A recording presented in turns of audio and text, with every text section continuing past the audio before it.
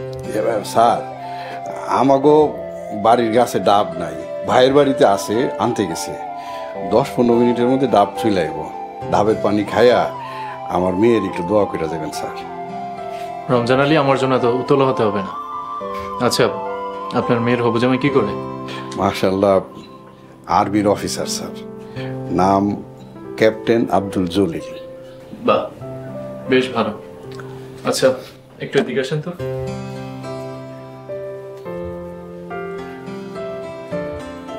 এখানে 1 লক্ষ টাকা আছে, বাবা পাঠিয়েছি, রাখেন। স্যার, দাও। বড় স্যারের কৃতজ্ঞতা জানানোর ভাষা আমার জানা নাই। উনি অনেক দয়ালু মানুষ, অনেক দয়াবান। আল্লাহ ওনার নেক হায়াত দান করুক, সুস্থ রাখুন। রমজান আলী, আপনি আমাদের কোম্পানিতে 30 বছর চাকরি করেছেন, দক্ষতা আর সততার সাথে।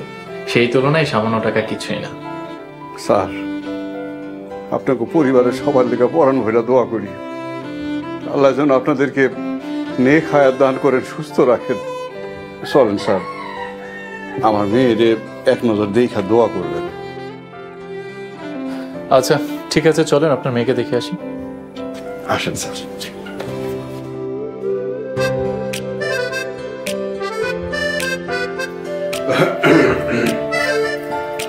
আসেন স্যার।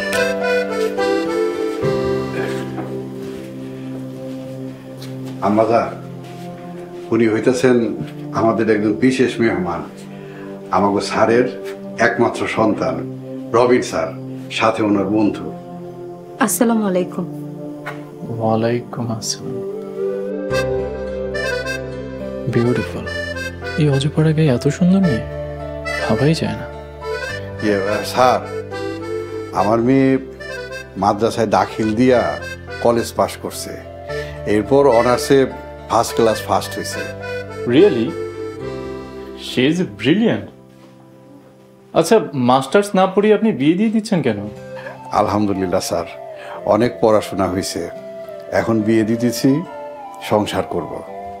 তাহলে এত পড়াশোনা করে কি লাভ হলো?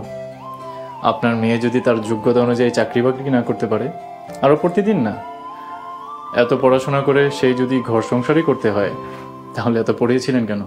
স্যার, আমি গরিব ঘরের সন্তান, আমার অনেক ইচ্ছা ছিল আমার সন্তানদের উচ্চ শিক্ষায় শিক্ষিত করাবো, তাই চেষ্টা করে গেছি। তাছাড়া আমাদের নবীজি হযরত মুহাম্মদ সাল্লাল্লাহু আলাইহি সাল্লাম, উনি শিক্ষার ব্যাপারে অনেক গুরুত্ব দিয়েছেন। ওকে, এটা একান্তই আপনার পারিবারিক বিষয়। দোয়া করি শাহজাদি যেন সুখী হয়। চলো।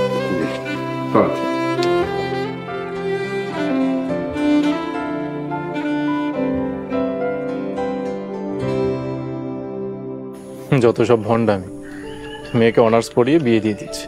তাহলে এত পড়ানোর কি দরকার ছিল? তুই যাই বলিস বন্ধু, রমজান মিয়ার মেয়ে শাহজাদি কিন্তু আসলে শাহজাদির মতো সুন্দর।